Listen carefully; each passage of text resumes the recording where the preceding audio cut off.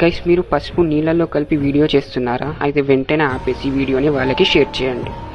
మీరు ఎప్పుడైతే పసుపుని నీళ్ళల్లో కడుపుతారో అదైతే నార్మల్ విషయం అయితే కాదు. అలాంటి పద్ధతిని కొన్ని తాంత్రిక పూజలలో యూజ్ చేస్తారు. కావాలంటే మీకు తెలిసిన మీ గురువులని అడగండి, చెప్తారు.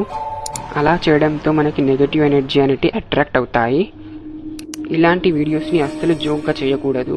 అలా చేయడం వల్ల మీకే మంచిది కాదు. అండ్ రీజన్ కూడా చెప్తాను, వినండి. ఎప్పుడైతే నీళ్ళలో పసుపుని కలుపుతారో ప్లానెటరీ మూమెంట్స్ వచ్చేసి మూన్ అండ్ జూపిటర్ ఎఫెక్ట్ అవుతాయి. దాంతో ఇంట్లో గొడవలు లాంటివి జరుగుతాయి. ఒకవేళ ఆల్రెడీ మీరు ఇంట్లో ట్రై చేసి ఉంటే అదే రోజు మీ ఇంట్లో ఏదో ఒక గొడవలు జరిగి ఉంటాయి. నీళ్ళల్లో పసుపుని కలపడం వలన ఇలాంటి ప్రాబ్లమ్స్ని ఫేస్ చేస్తారు. మామూలుగా పసుపు నీళ్ళు, పసుపు పాలు తాగుతూ ఉంటారు, దానికి ఏం ఎఫెక్ట్ ఉండదు.